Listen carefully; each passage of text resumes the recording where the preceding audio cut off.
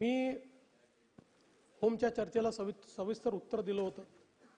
पुन्हा सगळे होमचे ते विषय आले, काय अडचण नाहीये. पण त्यात नव्याने मांडणी पण काहीच नाही, तीच मांडणी झाली. आणि आता बघा, आमच्या सुनील प्रभूजींनी जी आकडेवारी मांडली तीच नाना भाऊंनी मांडली. बरं, मागच्या वेळेस ती आकडेवारी कशी चुकीची आहे हे परवाच सांगितलं मी, की आकडेवारी कशी वाचायची.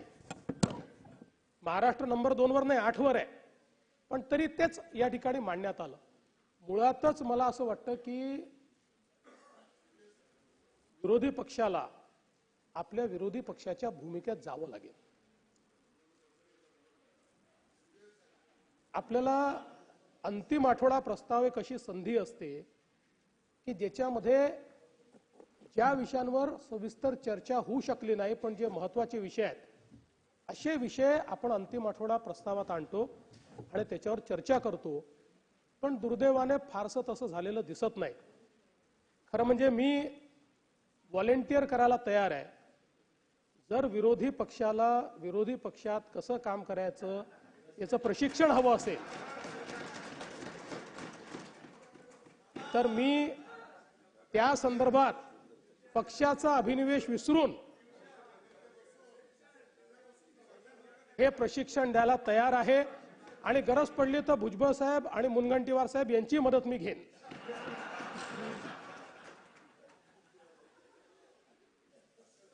कारण शेवटी सक्षम विरोधी पक्ष असणं हे लोकशाहीमध्ये अत्यंत महत्त्वाचं आहे. आणि सक्षमता ही संख्येने ठरत नाही. भुजबळ साहेब एकटेच होते, पूर्ण सभागृह डोक्यावर घ्यायचे, पण विषय योग्य घेऊन घ्यायचे. त्यामुळे मला असं वाटतं की थोडं कुठेतरी भास्करराव तुमच्यासारखा ज्येष्ठ सदस्य असताना अंतिम आठवडा प्रस्तावावर त्या ठिकाणी अन्याय झालेला दिसतो.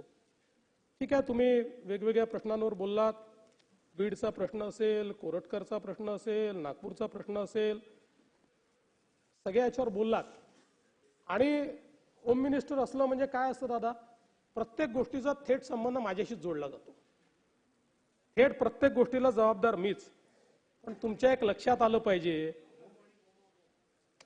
2022 ते 2024 जळी स्थळी काष्टी पाषाणी तुम्ही मलाच टार्गेट केलं.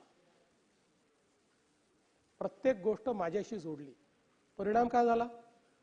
परिणाम असा झाला की लोकांनी आधीपेक्षा रेकॉर्ड मॅन्डेट आम्हाला दिलं.